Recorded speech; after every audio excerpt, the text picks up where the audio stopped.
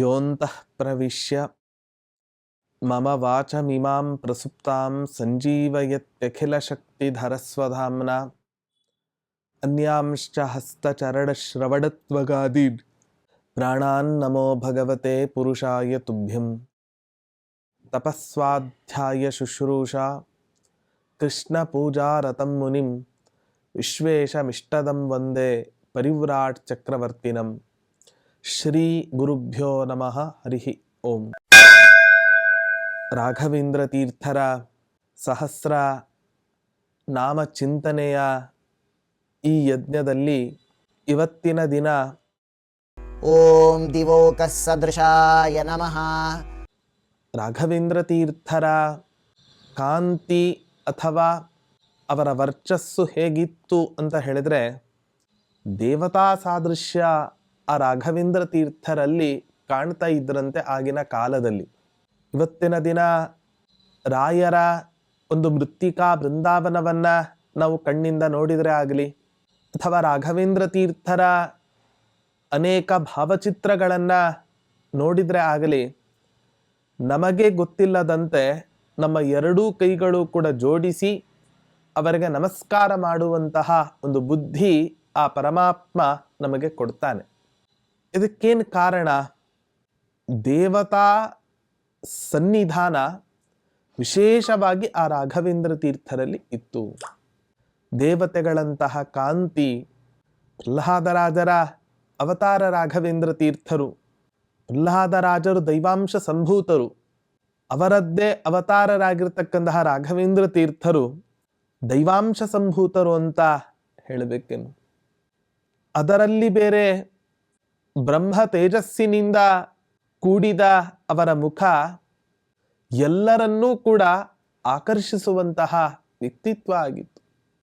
ನಾವು ಇವತ್ತಿನ ದಿನ ನೋಡ್ತೇವೆ, ವಿಶ್ವಾಮಿತ್ರ ಮಹರ್ಷಿಗಳು ಗಾಯತ್ರಿ ಮಂತ್ರ ದ್ರಷ್ಟಾರರಾಗಿ ಇವತ್ತಿನ ದಿನ ಜಗತ್ತಿಗೆ ಗಾಯತ್ರಿ ಮಂತ್ರವನ್ನು ಕೊಟ್ಟಂತಹ ಮಹಾ ಋಷಿಗಳು ವಿಶ್ವಾಮಿತ್ರರು. ವಸಿಷ್ಠರ ಬ್ರಹ್ಮ ತೇಜಸ್ಸಿನ ಬಲದ ಮುಂದೆ ಕ್ಷಾತ್ರ ಬಲಕ್ಕೆ ಧಿಕ್ಕಾರ ಇರಲಿ ಅಂತ ಹೇಳಿ ಕ್ಷಾತ್ರ ಬಲವನ್ನು ಸಂಪೂರ್ಣ ಪರಿತ್ಯಾಗ ಮಾಡಿ ಬ್ರಹ್ಮ ತೇಜಸ್ಸಿನಿಂದ ಮೆರೆದಾಡಿದಂತಹ ಮಹಾನುಭಾವರು ವಿಶ್ವಾಮಿತ್ರರು. ಹಾಗಾಗಿ ದೇವತಾ ಸಾನ್ನಿಧ್ಯ ಇರತಕ್ಕಂತಹ ಮಹಾಪುರುಷರು ಅಥವಾ ಸ್ವಯಂ ತಾವೇ ತಪಸ್ಸಿನಿಂದ ಸಂಪಾದನೆ ಮಾಡಿಕೊಂಡಿರ್ತಕ್ಕಂತಹ ಯಾವ ಬ್ರಹ್ಮ ವರ್ಚಸ್ಸು ಇದೆ, ಇದೆಲ್ಲವೂ ಕೂಡ ಸಹಜವಾಗಿ ಸಮಾಜವನ್ನ ತಮ್ಮ ಹತ್ರ ಆಕರ್ಷಿಸಿಕೊಳ್ಳುತ್ತೆ. ಒಂದು ಕಡೆ ಒಂದು ಮಾತು ಬರುತ್ತೆ, ದೇವ ಸಂಪ್ರೀತಯೇ ವಿದ್ವಾನ್ ಜಪ ಪೂಜಾದಿ ತತ್ಪರಃ ಏವಂ ಯೋ ಭಜತೆ ವಿಷ್ಣುಂ ಅಂತ ಒಂದು ಕಡೆ ಮಾತು ಬರುತ್ತೆ. ಯಾವ ಒಬ್ಬ ವ್ಯಕ್ತಿ ಸರ್ವೋತ್ತಮನಾದ ಸರ್ವೋತ್ಕೃಷ್ಟನಾದ ಸರ್ವತಂತ್ರ ಸ್ವತಂತ್ರನಾದ ಪರಮಾತ್ಮನ ಸಂತೋಷಕ್ಕೋಸ್ಕರ ಪೂಜಾ ಜಪ ಇವೇ ಮೊದಲಾಗಿರತಕ್ಕಂತಹ ಕರ್ಮಗಳನ್ನು ಆಚರಣೆ ಮಾಡ್ತಾನೋ, ಆಗ ಪರಮಾತ್ಮನ ಅನುಗ್ರಹ ಅವನ ಮೇಲೆ ಆಗಿ ವಿಶಿಷ್ಟವಾದ ಕಾಂತಿ ಆ ವ್ಯಕ್ತಿಯ ಮುಖದಲ್ಲಿ ಇವತ್ತಿನ ದಿನ ನಾವು ಕಾಣಬಹುದು. ಇವತ್ತಿಗೂ ಕೂಡ ನಾವು ಅನೇಕ ತಪಸ್ವಿಗಳಲ್ಲಿ ಅನೇಕ ಗುರುಗಳಲ್ಲಿ ಇಂತಹ ಬ್ರಹ್ಮವರ್ಚಸ್ಸನ್ನ ನಾವು ನೋಡಬಹುದಾಗಿದೆ.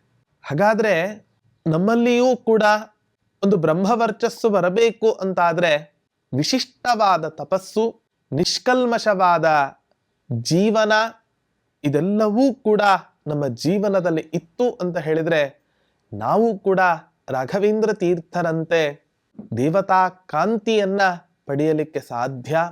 ಅಂತಹ ಕಾಂತಿಯನ್ನ, ಅಂತಹ ವರ್ಚಸ್ಸನ್ನ, ಆ ರೀತಿಯಾದ ಉತ್ತಮವಾದ ತಪಸ್ಸನ್ನ ನಾವು ಮಾಡಲಿಕ್ಕೆ ತಾವು ಅನುಗ್ರಹ ಮಾಡಬೇಕು ಅಂತ ಚಿಂತನೆ ಈ ನಾಮದಲ್ಲಿ ಇದೆ ಅಂತ ಹೇಳ್ತಾ ಶ್ರೀಕೃಷ್ಣಾರ್ಪಣಮಸ್ತು.